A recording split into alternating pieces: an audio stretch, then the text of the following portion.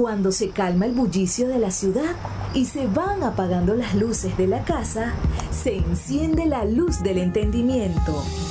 Desde este momento comienza Puerto de Libros, Librería Radiofónica, programa que contiene todos sus elementos tipo A. Puede ser escuchado por niños, niñas y adolescentes sin la supervisión de padres, madres o representantes. Comienza Puerto de Libros, Librería Radiofónica. Este programa llega a ustedes con el apoyo de Puerto de Libros, Librería de Autor. Consulta todas nuestras ofertas en nuestras redes sociales @Puerto de Libros. Sultana del Lago Editores, empresa zuliana de servicios editoriales. Conviértete en autor. Contáctalos en su página web sultanadelago.com.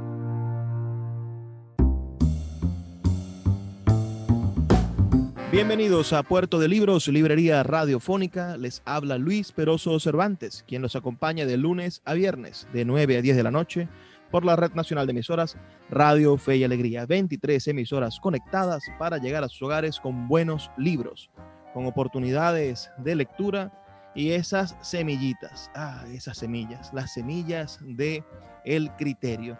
Esas semillas que debemos sembrar con pasión, con gusto, con muchas ganas y sobre todo con fe para hacer de nuestro país un lugar mejor. Porque cuando cultivamos las semillas del criterio, que están contenidas en libros, en buenas películas, en buena música, que están contenidas en casi todas las expresiones del arte, que están contenidas en conversaciones inteligentes y hasta en los consejos de nuestros padres y abuelos, cuando cultivamos esas semillas, señores, somos capaces de cosechar la libertad de pensamiento, la posibilidad de defendernos de la demagogia y sobre todo de esos cuentos chinos que nos quieren echar los chinos y los que están aliados con los chinos. Algunas cosas que nos suceden día a día en nuestra realidad y que usted y yo podemos ir cambiando, porque sin duda la manera adecuada de cambiar nuestro día a día está en el uso de los libros y de la inteligencia. La noche de hoy vamos a tener un invitado muy especial. Estamos compartiendo con ustedes nuestro episodio número 298. Y este invitado que tengo es una persona a la que admiro mucho, que ha estado presente en mi imaginario como consumidor audiovisual desde hace bastante tiempo, cuyo nombre ha sonado en el discurrir de mi vida sin que él lo sepa. Porque cuando me tocaba montarme en el autobús de San Miguel, un autobús todo destartalado que me llegaba a mi casa, bueno, su nombre estaba escrito en algunas paredes del recorrido a mi casa, del liceo a mi casa, y luego me tocó, creyendo en él y en su discurso, a sabiendas de lo que representa él como líder de nuestra región, bueno, apoyarlo para la candidatura a la alcaldía de Maracaibo en las últimas elecciones municipales. Entonces, yo creo que ya ustedes tendrán idea de quién es, si me conocen.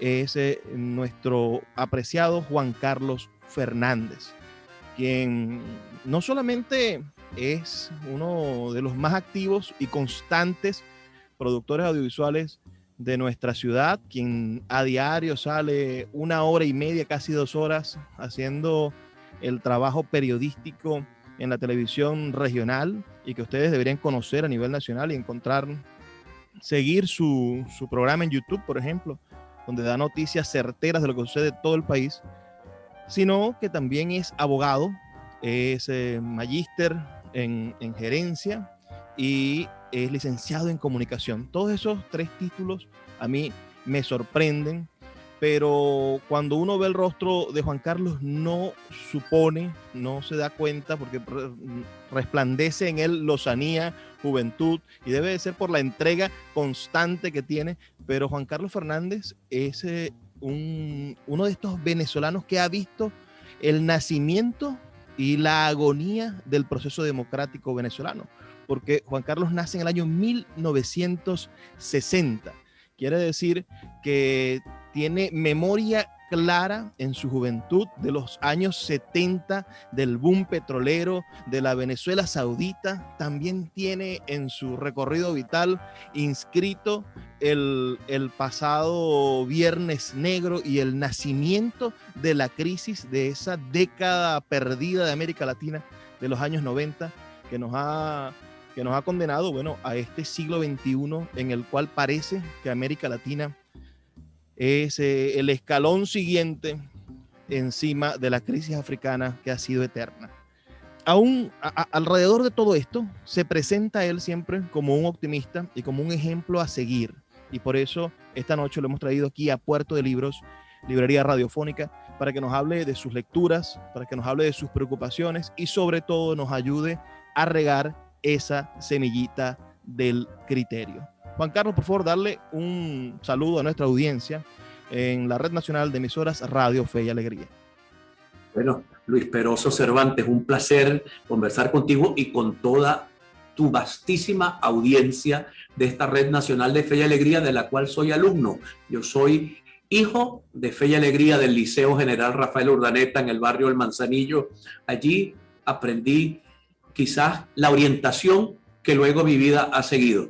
Se la debo muchísimo, muchísimo a Fe y Alegría. Por lo tanto, te felicito a ti por estar en este espacio de divulgación y los felicito a ustedes que nos escuchan por estar atentos a lo que pasa en esta emisora, que no solamente es un simple medio de comunicación, que es un instrumento de promoción del ser humano, en mi opinión. Luis.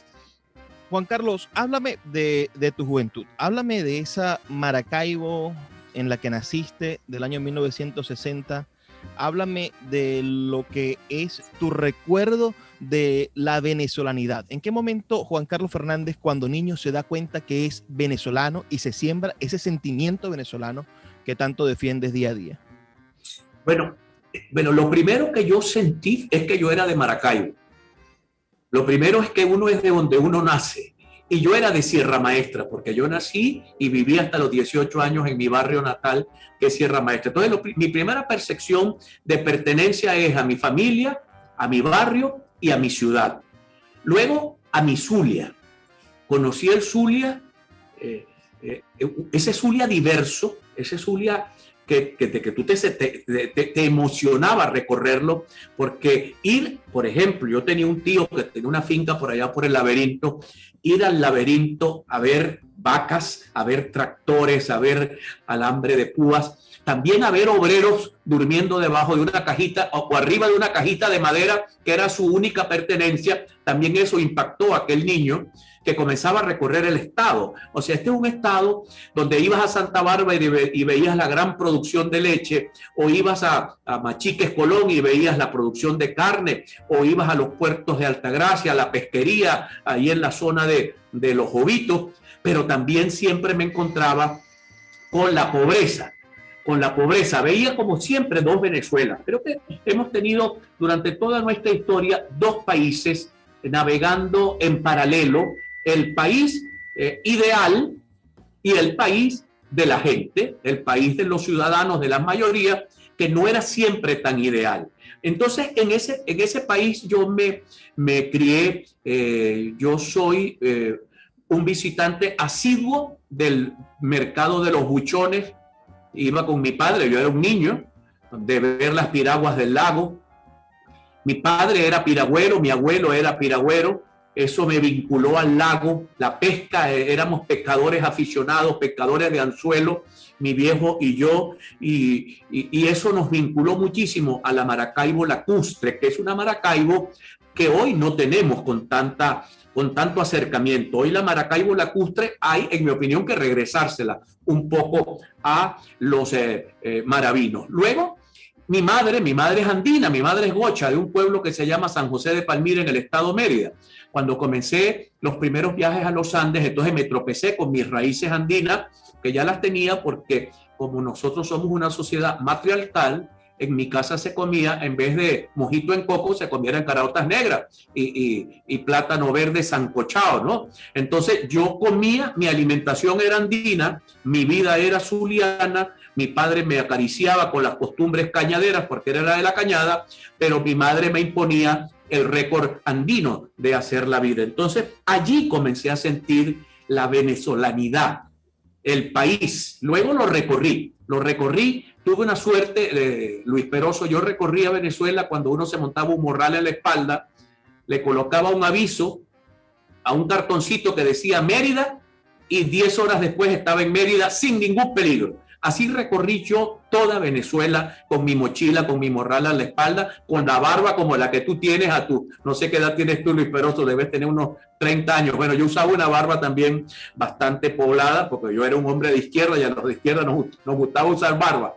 Tú la usas por poeta, yo la usaba más por ser militante de la izquierda. Pero así, con mi barba, recorrí toda Venezuela, la conocí completo, y eso para mí es una cosa... digamos, Venezuela es un entusiasmo. Venezuela es un país que apasiona. Te cuento una anécdota para luego darte el micrófono porque me lo quedo solo. Bajé a La Ponguao, al pie del Salto La Ponguao, caminando. Cuando llegué abajo con mi esposa y con mi hija, me puse a rezar el Padre Nuestro, porque yo me pensé para mis adentros, esto solo puede ser obra de Dios. Esto tan hermoso que tiene mi patria solo puede ser obra de Dios. Me quedó esa anécdota del salto en La Ponguao, mi querido hermano. Mira, el curso de La Ponguao es uno de los mejores relatos que se ha escrito en la literatura venezolana. Es de Antonio López Ortega y me impresiona que nombres a La Ponguao, porque Antonio López Ortega logra describir de una manera la selva y la profundidad de la venezolanidad en ese cuento de maneras maravillosas. Me dijiste que fuiste un hombre de izquierda. Eso me interesa porque la izquierda o el joven de izquierda regularmente es un joven lector. ¿Qué libros pasaron por tus manos en esos años? Mira, hay una anécdota. Vladimir Orellana, que era presidente del Centro de Estudiantes de Derecho, me decía la axila ilustrada, porque yo usaba 3 libritos de permanencia debajo del brazo, un libro de Lenin, uno de Mao y algún librito de Marx. Pero yo no tenía preparación, yo tenía 12 años, 13 años. Y me topé con un ilustrísimo economista, el doctor Diego Hernández, ya fallecido, papá de Dieguito Hernández, el economista. Y el profesor Hernández me pidió los libros y me dijo, Juan Carlos, yo le voy a dar a usted un libro a la semana. Y cuando yo sienta que usted está preparado, le voy a devolver los libros que usted usa debajo de su brazo. Y me entregó un libro que me impactó toda la vida, que se llama Los bienes terrenales del hombre, de Leo Uberman. Quizás fue el primer libro que yo leí forzado por un académico que me dijo, este es el libro que usted tiene que comenzar a leer para entender al mundo en el cual vive. Por ahí abrió el profesor Diego Hernández mi vena lectora, Luis. Bueno, todos los que nos escuchan, recuerden que pueden enviar sus comentarios y participar en este debate al 0424-672-3597, 0424-672-3597, con nuestras redes sociales, @librería radio en Twitter y en Instagram. Vamos a hacer una pequeña pausa para escuchar las campañas de Radio Fe y Alegría y ya volvemos con más de Puerto de Libros, Librería Radiofónica. Escuchas Puerto de Libros con el poeta Luis Peroso Cervantes. Síguenos en Twitter e Instagram como @Librería Radio. La librería Puerto de Libros, librería de autor, ya se encuentra en el Teatro Baral de Maracaibo. Puedes acercarte al maravilloso espacio del café del Teatro Baral y allí vas a encontrar un repertorio gigantesco de libros de nuestra librería Puerto de Libros, librería de autor. También puedes solicitar cualquiera de nuestros títulos a través de nuestra página web puertodelibros.com.be o a través de nuestras redes sociales, especialmente Instagram, @Puerto de Libros en Facebook, Twitter e Instagram. Puerto de Libros, la mayor librería virtual de Venezuela y ahora también en el Teatro Baral, patrimonio cultural de nuestro país. El poeta Luis Peroso Cervantes le acompaña en Puerto de Libros, librería radiofónica, por Radio Fe y Alegría, con todas las voces. Seguimos en Puerto de Libros, librería radiofónica. Me encuentro nada más y nada menos que con Juan Carlos Fernández, este caballero de los medios de comunicación. A mí me impresionó mucho saber tu fecha de nacimiento, saber que en este 2021 cumple 61 años. Te imaginaba mucho más joven, a pesar de que, si hago memoria, desde que soy un adolescente, desde que estaba en primaria, estoy viéndote en Niños Cantores Televisión. A punto, creo que es un programa de 1998 o antes. Ya me vas a corregir, que es tu programa de opinión y de noticias. Pero no imaginaba que tenías la madurez de haber recorrido esos periodos terribles de nuestra historia contemporánea, porque mientras que en el mundo, en los años 80, las contradicciones de la propia Unión Soviética hacían que se destrozara por sí misma, o empezaba a nacer en el mundo capitalista en los años 90 el nacimiento de las tecnologías, de la internet, y comenzaba Asia a convertirse en el motor de acción, de producción económica del planeta. Aquí en Venezuela, en los años 90, recibimos momentos terribles, ¿no? En los años 80 tuvimos una depresión económica que estaba súper anunciada por los economistas, que desde los 70 ya decían: se nos está cayendo el país en las manos, no podemos seguir manteniendo un gasto tan alto porque ha caído el ingreso petrolero. En los 80 empiezan las crisis y volvemos a repetir el liderazgo. Yo creo que uno de los errores más grandes que se cometieron en Venezuela fue en esos años 90 no renovar liderazgos políticos, o que liderazgos como los de Rafael Calderas, por ejemplo, insistieran en volver al ruedo político sin darle la oportunidad a nuevas generaciones de expresarse. Tú que fuiste testigo, dime, ¿en qué punto crees que Venezuela empezó a decirle no a la juventud, o a negarse a abrirle paso a las nuevas ideas que nos permitieran, superar la crisis en la que ahora sí estamos verdaderamente inmiscuidos? Mira, lo primero que debo decirte con el tema que tocaste, lo primero fue la edad. Cuando yo hace unas semanas vi que mi queridísimo y admiradísimo Anthony Hopkins se ganaba su premio Oscar por esa excelente película que hizo a los 83 años, yo dije: ahora es cuando a mí me queda por recorrer camino en la vida. Por lo tanto, me siento muy bien, me siento que estoy atravesando por uno de los mejores momentos de mi vida. Venezuela es el país de los caudillos, mi querido amigo y mis queridos amigos que nos escuchan. Es un país creado por caudillos, y además que hemos hecho una mitología de caudillos. Venezuela, la República Civil, la conocimos muy tarde, porque nosotros tenemos un grave problema de origen. La Venezuela que conocemos se comenzó a escribir el 19 de abril de 1810. O sea que la colonia, todos esos 300 años de colonia, todos esos 300 años de cultura, de hechura, de este mestizaje que se hace allí, eso lo borraron los que ganaron la guerra de la independencia.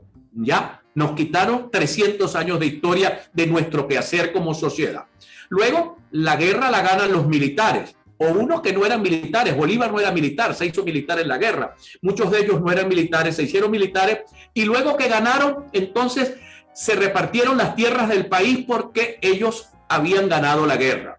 Entonces, la historia venezolana, luego viene Páez, luego la historia de los Monagas, llegamos hasta 1900, Juan Vicente Gómez. ¿Cuántos años gobernó Gómez Venezuela? Y aún después de Gómez hay un señor que yo leo mucho, que es uno de los grandes sociólogos del país, que escribe aquella historia del gendarme necesario, que todavía está muy vigente en Venezuela. Fíjate tú, no hemos hablado todavía del Caldera, pero ya Venezuela tenía caudillos, que Venezuela comenzó un proceso muy interesante cuando muere Gómez. Cuando muere Gómez, Eleazar López Contreras, que le gustaba mucho el poder, abrió las compuertas hacia la democratización. Luego viene Isaías Medina Angarita, que fue un verdadero demócrata. A los adecos no les gustó la idea y los adecos le dan un golpe de Estado en el 48. Uno de los golpes de Estado más injustos que se ha dado en Venezuela fue el que tumbó a Isaías Medina para imponer el caudillismo militar nuevamente en Venezuela, que habíamos dejado con Gómez, porque López Contreras y Medina no se comportaron como militares en el poder. Y luego los militares tumban a Gallego, que era cuando habíamos tenido a nuestro gran literato de presidente de la República, y el país ha seguido andando. Caldera se quiso convertir en un caudillo. Betancur fue un caudillo muy moderno, a ese sí lo admiro yo, porque fue presidente una vez y dijo no quiero ser más presidente, se fue para Berna en Suiza a escribir sus memorias, luego Nueva York, volvía a Venezuela. Esa paternidad de Betancur con la democracia no la tiene solamente por haber hecho la democracia, porque creo que él también cometió errores, como por ejemplo haber tumbado a Medina, pero no haber querido convertirse en caudillo fue una cosa valiosísima de la figura de Betancur.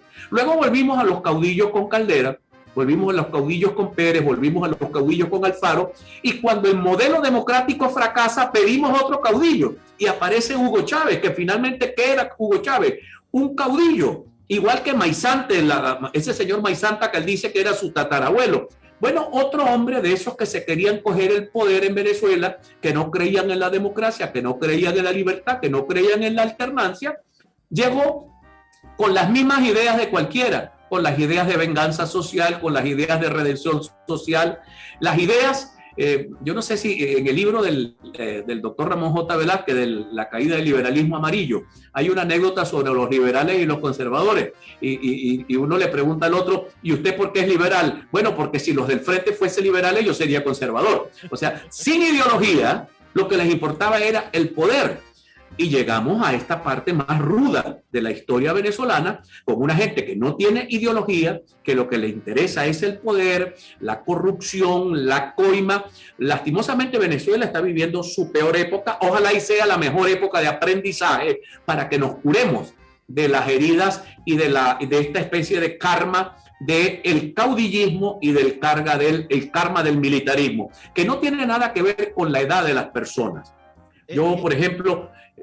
Dime, te escucho, Luis. He escuchado mucho decir, y a veces lo creo, que las ideas de izquierda son estupendas para hacer oposición, pero cuando llegan al poder, bueno, se manifiestan en fenómenos como los que estamos viendo. Pero yo pienso en esa izquierda de los años 90 en la cual tú militaste, que es completamente diferente a la que estamos viendo ahora, ¿no? Pues es la izquierda de los profesores universitarios, es la izquierda de la construcción de las bases de participación, es la izquierda de las células del Partido Comunista, es la izquierda de la concientización del barrio, llegar al barrio y decir al barrio que el barrio tiene el poder para transformar su realidad, ellos mismos, fuera del Estado. ¿En qué momento se pierde, se extravía para ti, que lo viste? Me gustaría tu opinión como testigo. ¿En qué momento se extravía esa izquierda de los años 90, en la que tú tenías 30 años, más o menos mi edad, y que llegó al poder, que lo capturó con Hugo Chávez? ¿En qué momento se extravía la izquierda de Venezuela y se convierte en esta izquierda que está separada de las bases y del dolor del pueblo? Bueno, mira, lo primero que quisiera decirte es que mi formación de izquierda no me la dio ni el Partido Comunista ni el Partido Movimiento al Socialismo, porque en el Movimiento al Socialismo fue el primer partido en el que yo milité. Mi formación de izquierda viene de Fe y Alegría, de los jesuitas, de la teología de la liberación. Allí fue donde yo comencé a ver el contraste entre los dos países de los cuales te hablé al comienzo. Un país próspero, un país donde nos decían a todos que el país era un país rico, pero un gentío vivía en un rancho. Entonces, ¿cómo que un país rico y la gente vive en un rancho? Por eso hoy admiro tanto a un pensador hindú economista que se llama Amartya Sen, que él dice que el problema de la economía es los resultados, cómo vive la gente. La economía está bien o está mal de acuerdo a cómo viva la gente. Entonces Venezuela tuvo una etapa donde el dinero alcanzaba la etapa democrática, y debo decir que se construyeron escuelas. Salimos de aquella escuela unitaria, teníamos una escuela unitaria en Venezuela, las escuelitas rurales, se construyó la universidad, la escuela moderna, pero todavía eso fue una dádiva del Estado y no un problema de la creación de una sociedad que se modernizaba. Cuando se acabó la renta, se cayó todo aquello. Eso fue en el año 1983, cuando Luis Herrera nos anunció que estábamos con la botija vacía. Recuerdo que fue la frase que utilizó, y que había que devaluar la moneda. Allí comenzamos a percibir que habían dos países. Por ejemplo, Luis Peroso, cuando inauguraron el bolso escolar, el bolso escolar se entregó por primera vez cuando Luis Herrera se entregó en el cuartel El Libertador en Maracaibo. Y las mujeres amanecían y le daban la cola de mujeres, le daba la vuelta a toda aquella cuadra completa que tiene la manzana del cuartel Libertador, sentadas en el suelo esperando el bolso escolar. Y yo de niño decía, eso no es la dignidad de un pueblo.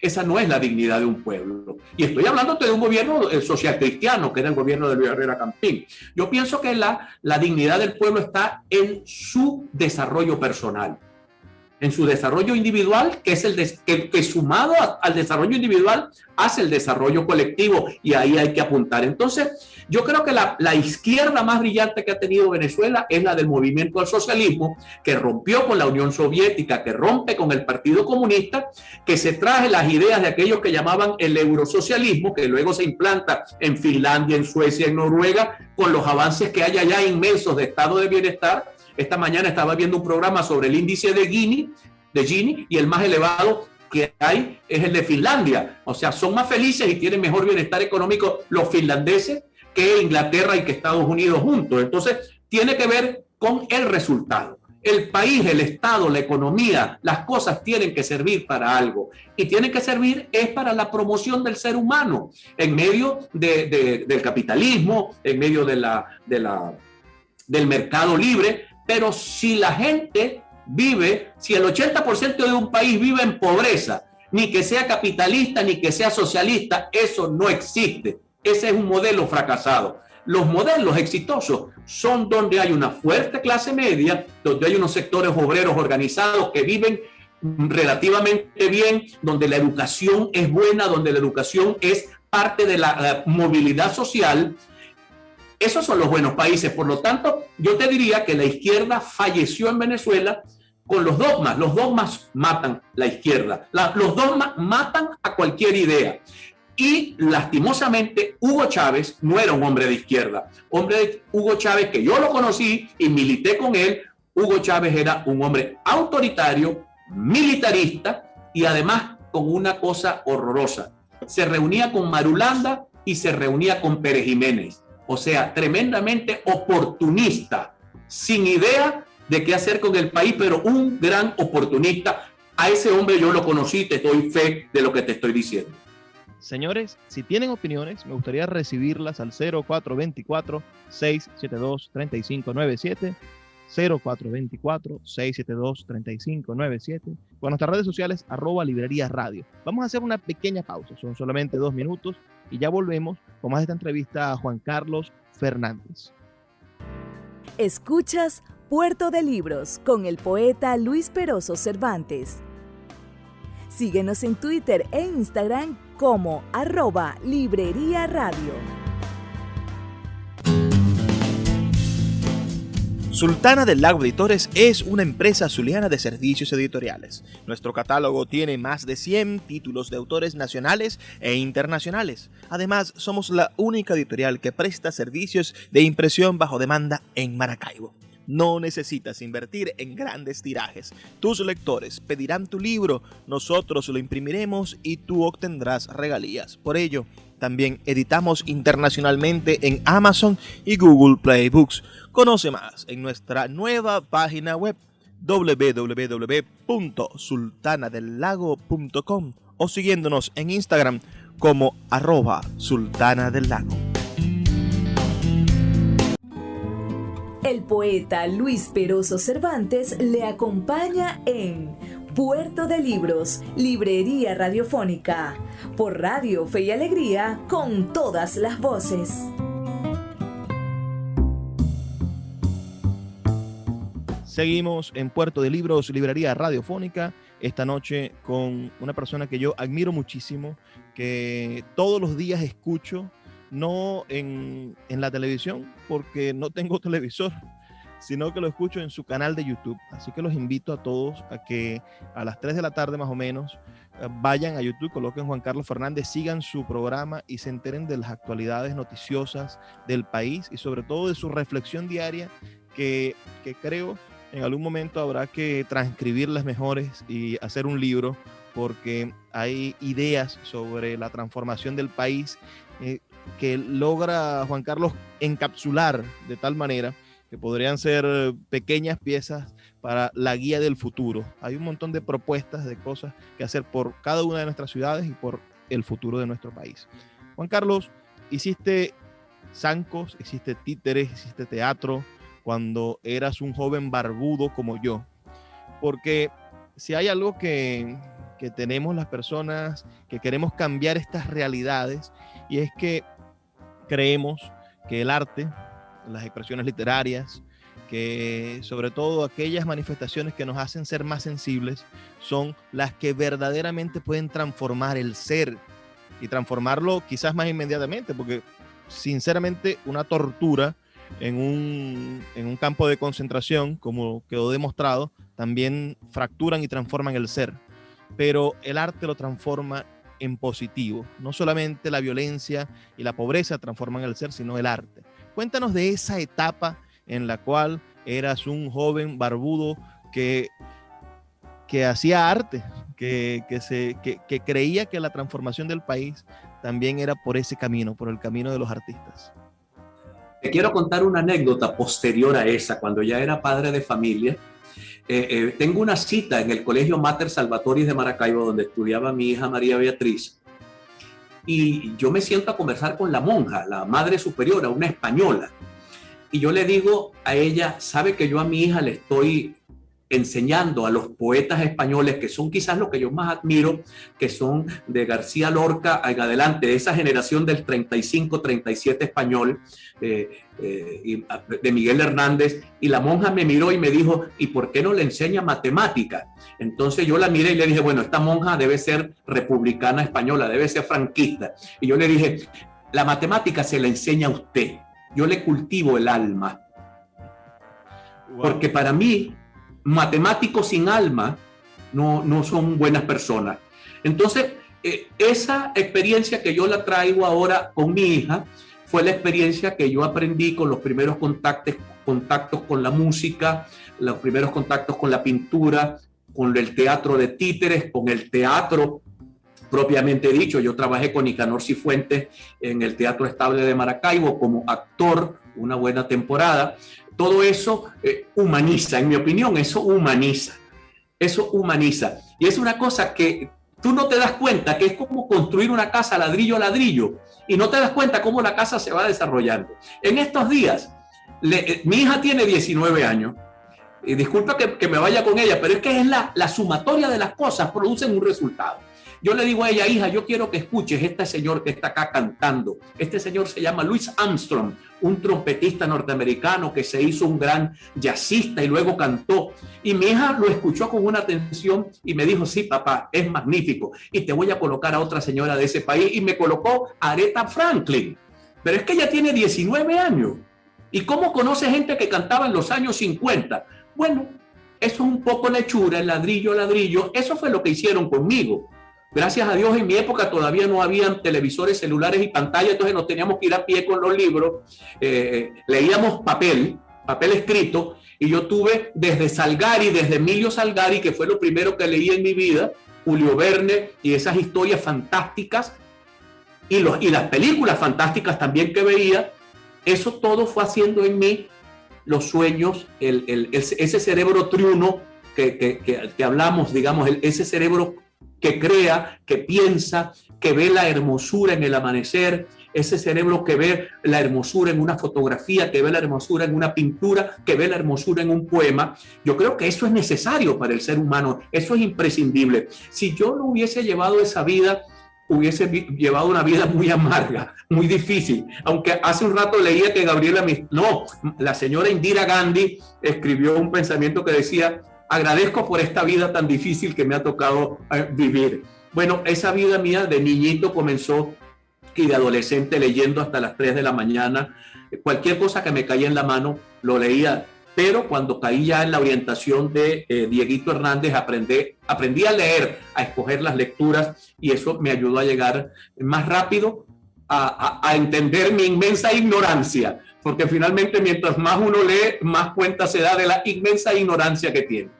Miren, yo, a los que me escuchan y que me siguen desde hace tiempo, saben que yo he pedido y pido todas las noches que la primera pregunta que se le haga a un candidato político cuando llegue a la puerta de su casa a pedir su voto para estas reelecciones o para las elecciones a concejales, siempre les he dicho que la primera pregunta que hay que hacerle a un candidato político es: ¿qué libro estás leyendo ahora?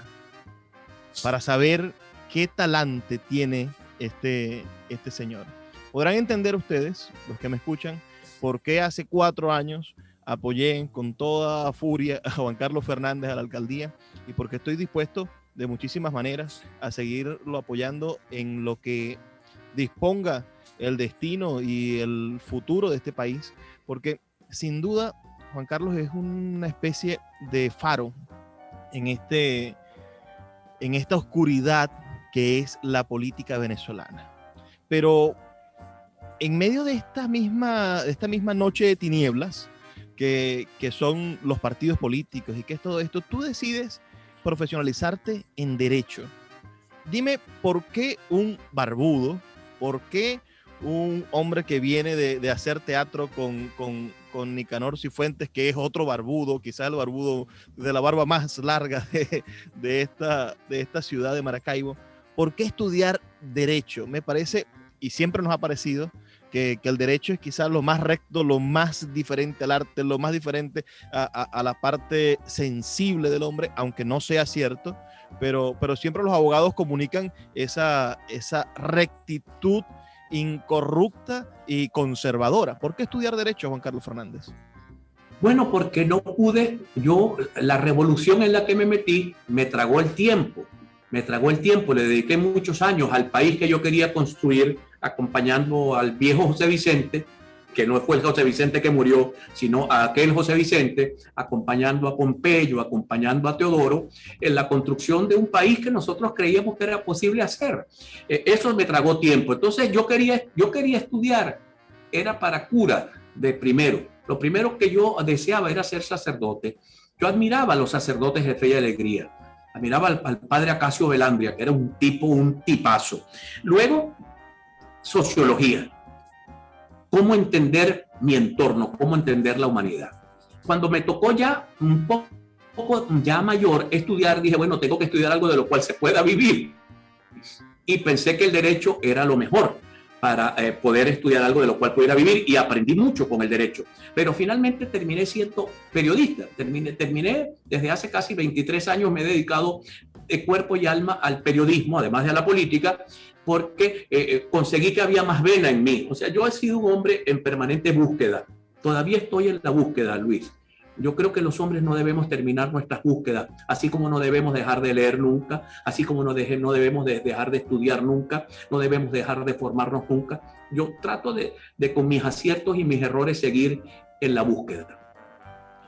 Ahora me gustaría saber que estos últimos 20 años quizás equivalen a 50.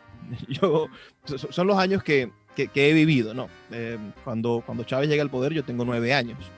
Y lo que veo del mundo ha sido solamente esto. El resultado de mi generación, los nacidos en los años 80, no es sino la gran generación que huyó del país, y utilizo esa palabra porque muchos de los nacidos en los 80, más que los nacidos en los 90 y los que han emigrado, que nacieron en los 70, los que nacieron en los 80 son las personas que no quieren volver a Venezuela después de haberse ido. Los que nacieron en los 70 están dispuestos a volver. Los más jóvenes tienen las puertas abiertas a todo, pero estos que tienen entre 30 y 40 años, esta generación de los 80, tú le preguntas y la gran mayoría siente que el país les falló, que el país no les brindó la oportunidad que le brindó a todas las generaciones anteriores. Exactamente, eso es una realidad. Cuando los muchachos se van muy jóvenes o se van adolescentes o se van en la primera juventud y comienzan a construirse, quiero decir, estudiar primaria o bachillerato o quizás en la universidad o llegar a trabajar a los 20 años a cualquier país, comienzas a hacer un conjunto de relaciones, allí te enamoras, allí haces casa, como los italianos, como tú le puedes decir a Ángel Lombardi que si quiere regresarse a Italia y te va a decir que no, si su país es Venezuela, porque él llegó niño, adolescente a hacerse en Venezuela.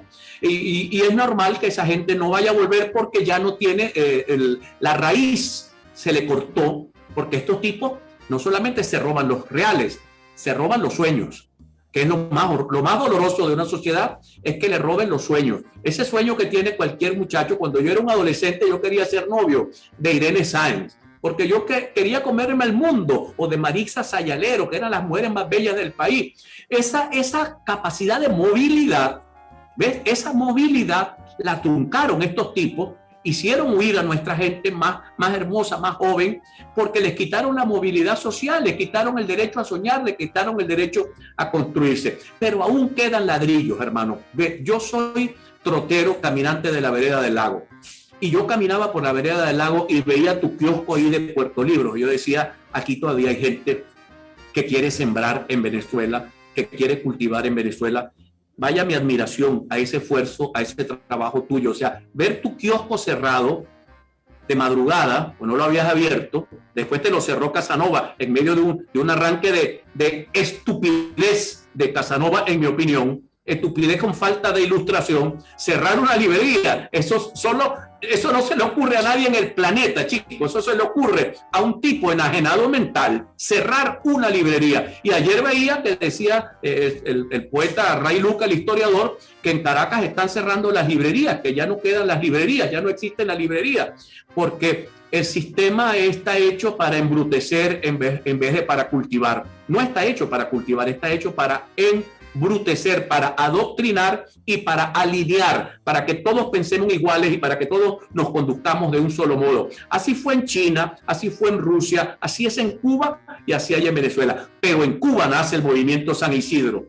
Pero en Rusia nació Gorbachov. Los cambios aparecieron y en Venezuela todavía aquí hay una fuerza gigantesca. El 80% de la población quiere un cambio. Los venezolanos que se fueron trabajan por Venezuela todos los días en las redes sociales. Por eso hay que ser un optimista contumaz, no por soñador, sino porque uno observa una realidad, un país que lucha por liberarse de esta atadura y volver a ver la luz del sol, la luz de la esperanza, la luz de los sueños, la luz de la creatividad, la luz del progreso, la luz de la justicia para todos, Luis Peroso.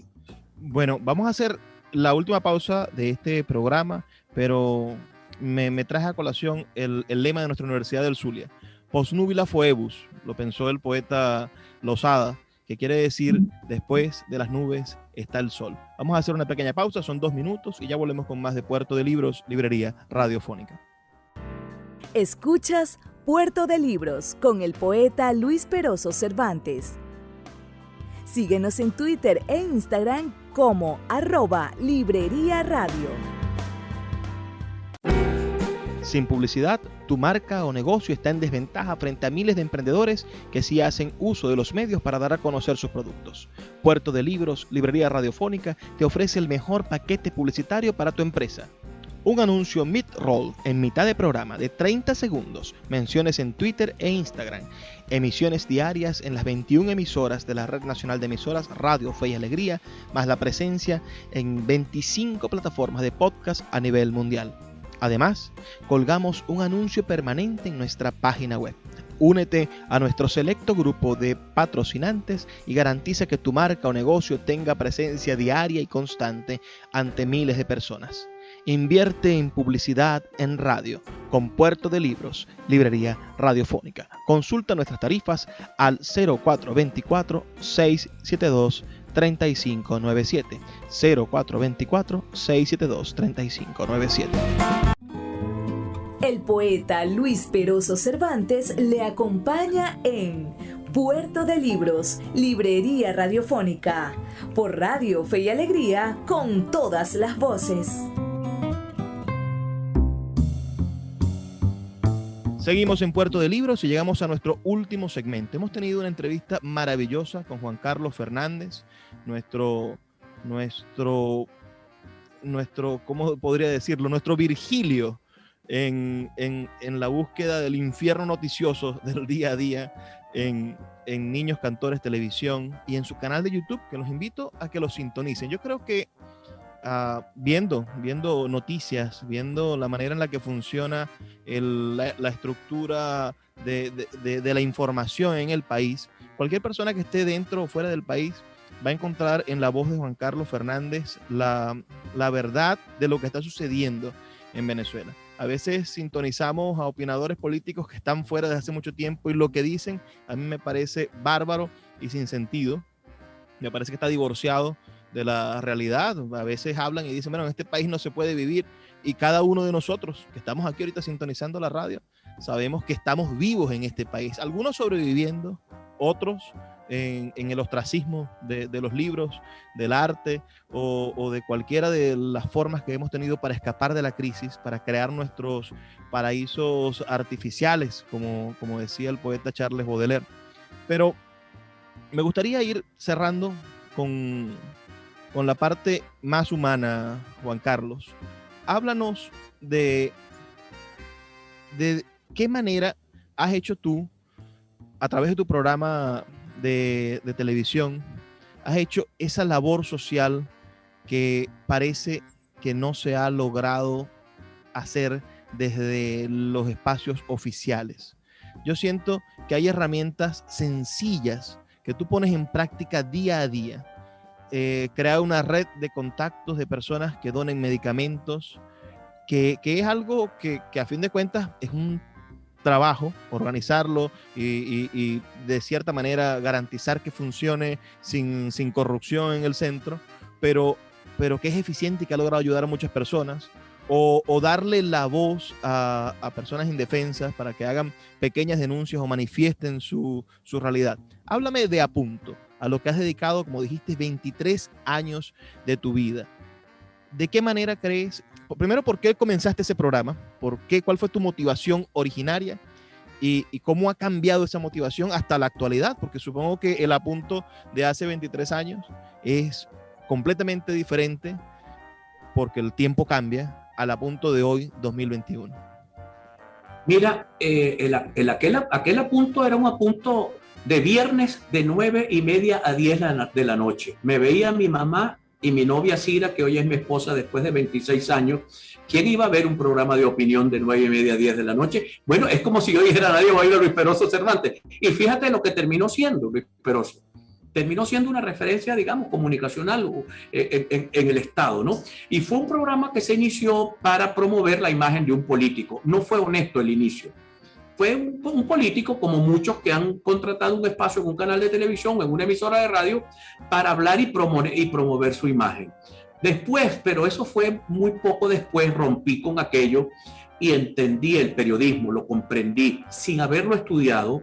Yo primero estudié la maestría en Ciencias de la Comunicación y después estudié en la UNICA la carrera, por el sistema tutorial de la UNICA.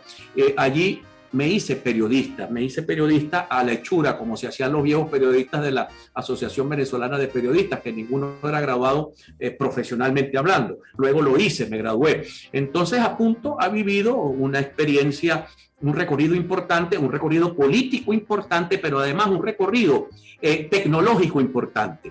Esto que tú y yo estamos haciendo en este momento, esto lo hacía CNN o lo hacía la BBC, los canales internacionales que tenían la capacidad de tener una cosa que era un satélite, un flyaway. Ahora tú y yo tenemos Zoom y hacemos exactamente lo mismo que ellos hacen. O sea que ahora la competencia es más por talento que por tecnología, porque podemos hacer muchas cosas que ellos hacen. Entonces, hoy hacer noticias, sobre todo al mediodía, que es cuando fluye los acontecimientos, porque a esa hora en Venezuela es cuando están ocurriendo los acontecimientos. Aquí en Venezuela la gente como que no se levanta muy temprano porque los hechos comienzan a ocurrir más o menos después de las 11 de la mañana hasta las 3 de la tarde. Ahí ocurren los hechos del país, sobre todo los que no son sucesos, que son de otro tipo, los políticos y los económicos.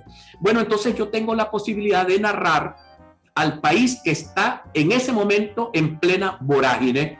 Y de verdad que es un placer, es una cosa tremendamente apasionante. También tiene uno que cargar un látigo en la mano para darse a uno mismo, porque uno tiene la tendencia a pretender decir lo que a uno le parece como idea, a lo que a uno le favorece como idea, y tratar de sacar las ideas de los demás, aunque no estén de acuerdo con las de uno, también es el reto del periodismo. El periodismo tiene que mostrar las diferentes facetas de un mismo hecho político, o de un mismo hecho económico, o de un mismo hecho social. Entonces, siempre es un esfuerzo donde uno tiene que estar tratando de dominar una cosa horrorosa que tiene el ser humano, que es una bendición, pero al mismo tiempo es un horror, que es el ego. El ego es un peligro, el ego es un monstruo que si tú dejas que te abrace, te mata, te desfigura, te convierte en una persona totalmente anormal. Entonces, uno tiene que estar todos los días dándose con el látigo para dominarse a uno mismo e intentar darle a la gente lo que me enseñaron los periodistas puertorriqueños. Viviendo en Puerto Rico, los periodistas me decían, aquí no somos objetivos, aquí somos justos, que es distinto. Y yo me quedé con aquello, es preferible ser justo a ser objetivo, porque nadie es totalmente objetivo, pero la gente sí puede intentar ser justo. Háblame de la labor social, de Apunto, creo que tienes creaste una fundación en algún momento. Háblame de la manera en la que ha cambiado la historia de la comunicación tu programa, porque yo siento que tu programa es un programa que se ha vuelto único en nuestra ciudad, en Maracaibo. Las personas que nos están escuchando de todo el país no conocen a Juan Carlos, quizás su nombre no les suena, pero cualquier zuliano que usted agarra en la calle le habla de la reflexión del día anterior de Juan Carlos en el autobús. Hoy iba en un carrito propuesto de socorro y me puse a hablar con el chofer de tráfico, con 2 personas que iban atrás, y estuvimos conversando sobre la reflexión de Juan Carlos del viernes pasado. Entonces, yo quiero que conversemos sobre cómo haber logrado eso, cómo haber logrado ese espacio que quizá lo tuvo en el momento René Tolina en la televisión nacional, un hombre que marcaba tendencias, pero tú lo haces en la televisión regional. Háblame de la labor social de la Fundación Apunto y de cómo te sientes por la recepción que tiene el pueblo zuliano maravino con tu programa. Mira, pero para hablarte de eso tengo que hablarte de mi historia. Yo era miembro de la Juventud Católica en mi barrio Sierra Maestra y hacíamos obras sociales. Mi vieja era miembro de lo que llamaban la Junta Promotora, Promejoras del barrio, y ella hacía obras sociales. O sea que yo he pasado toda mi vida viendo que mi entorno está haciendo misericordia. Eso se llama en el cristianismo, misericordia. No es dar limosna, es ser misericordioso con los demás. Y a partir de allí, con la crisis de medicamentos, pues la hemos tomado por captar donantes para medicamentos, casi todos vencidos, pero a los pobres no les importa que esté vencido, a los pobres les importa que les llegue un medicamento. Entonces, bueno, nos hemos convertido en un puente entre el enfermo y el que puede donar un medicamento. Tenemos también una pequeña farmacia en el mismo canal, donde la gente va y ahí pues les damos los remedios, o pedimos el remedio, o pedimos una cama clínica, o tengo que llamar al gobernador de estado, que probablemente es mi adversario político, pero no es mi enemigo, para decirle, mira, consígueme este medicamento para esta persona que lo necesita, o al alcalde de la ciudad, o al alcalde de San Francisco. Pues yo no tengo rollos en eso. Ninguno de ellos es mi enemigo porque yo no cultivo eso. Y trato es de que ellos se conviertan en agentes de la misericordia, de ayudar a la gente. Por eso Apunto tiene una sección que no es una sección, sino más bien algo transversal en el programa, donde tratamos de aportar todos los días solución a problemas cotidianos de la gente y también soluciones sobre todo a temas de salud con la entrega de medicamentos, que te insisto, yo no tengo fundación que me traigan cosas del exterior y nadie me da dólares del exterior. Yo digo que los pobres dotan a los pobres en una cosa que se llama solidaridad de medicamentos vencidos. Todos me entregan medicamentos vencidos y yo entrego medicamentos vencidos y le digo a la persona, consulte al médico si lo puede usar. pero la gente te sonríe porque no tiene acceso a la farmacia, no tiene modo. El pensionado no puede ir a una farmacia, el pobre no puede ir a una farmacia, entonces él recibe con mucho agrado el medicamento vencido. Entonces, bueno, nos hemos dedicado a eso en los últimos años. Buena parte del programa se lo dedicamos a eso, además del tema, evidentemente, del tema de análisis diarista, del diarismo, que para nosotros es fundamental. Vamos a finalizar este programa, ya estamos llegando a los últimos minutos, nos quedan apenas 2 minutos, pero si te consiguieras a otro joven con las axilas ilustradas, con 2 o 3 libros bajo el brazo, marxistas, ¿qué libros le darías a cambio en esta actualidad, en este siglo XXI, en esta Venezuela del año 2021? ¿Qué libros le recomiendas a la juventud venezolana y a las personas que no son jóvenes que nos están escuchando, que le entreguen a los jóvenes para abrir su mente hacia esta Venezuela positiva en la que tú crees? Mira, yo siento que el hombre es cuerpo y alma, y yo creo que si cultivamos el alma del hombre, luego cultivamos su intelecto, luego cultivamos su cuerpo, o hacemos todo eso en paralelo, podemos hacer un ser humano, digamos, con una capacidad de sobrevivencia en sí mismo y con una capacidad de dar a su entorno. Si tú me dices algo, me viene a la memoria un libro que no es es de un escritor llamado Jerzy Kosinski, que se llama Desde el Jardín. Es un librito que te lo puedes leer en 2 noches si te gusta la lectura, pero es un librito cargado de humanidad, cargado de sentido del hacer. Fue un hombre que aprendió a ser hombre viendo televisión y regando un jardín o cuidando plantas. Y así llegó a ser, según el libro, presidente del país. Y él hablaba de que había que regar las plantas, que había que podarlas, que había que hablarles. Y si tú te pones a pensar en la gente hay que regarla, eso significa que hay que alimentarla, significa que hay que educarla, significa que hay que proveerla. Tú te das cuenta que es más o menos el símil. Para tener un jardín hermoso hay que hacer ese trabajo. Para tener una sociedad hermosa, no solamente hay que darles, sino que hay que enseñarles a ellos a conseguir por sí mismos los bienes terrenales del hombre de aquel libro de Huberman y los bienes espirituales del hombre, que muchas veces son más importantes que incluso que los terrenales. Yo creo, ¿te recuerdas aquel santo que decía, deseo tan poco que lo que deseo lo deseo poco? Bueno, tiene que ver con eso, con que el hombre, la felicidad está en la espiritualidad, no está en lo material. Lo material viene por añadidura. Si tú trabajas, te esfuerzas, logras cosas en la vida. Pero cultivar el alma es un trabajo mucho más complejo, mucho más serio. Y yo quisiera que mi pueblo, que mi país fuese como el jardín de Kosinski, donde pudiésemos cultivar, alimentar una sociedad próspera, una sociedad avanzada, no una sociedad dependiente del Estado, una sociedad donde el hombre dependa de sus sueños, de sus anhelos, de sus búsquedas. Mi madre me decía de niño, claro, era de un poeta, creo que de Centroamérica, ella me decía, estudie y no será cuando crecido el juguete vulgar de las pasiones ni el esclavo servil de los tiranos. Y yo creo que hay que meterle a la formación, al aprendizaje. Tener un pueblo culto es tener un pueblo libre, decía José Martí. Yo creo que por ahí van las cosas. Hay que recoger la basura, hay que limpiar las calles, hay que brindar servicios públicos de calidad, pero hay que brindarle al pueblo la oportunidad de hacerse ciudadano, de hacerse hombres y mujeres. Muchísimas gracias, Juan Carlos, por compartir con nosotros esta noche.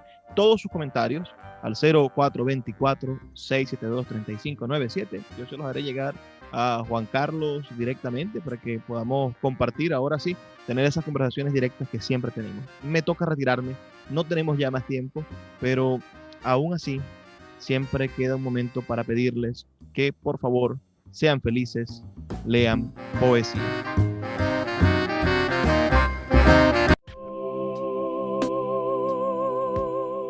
Si te gusta nuestro programa, puedes apoyarlo con un pequeño aporte mensual de $2. Un acto de micromecenazgo puede mantener en línea nuestro programa a través de nuestras plataformas virtuales y de la Red Nacional de Emisoras Radio Fe y Alegría. Sé parte de la manera en la que transformamos la realidad y el pensamiento a través de la literatura. Apóyanos para seguir llevando a tus hogares Puerto de Libros, librería radiofónica. Más información al 0424-672-3597.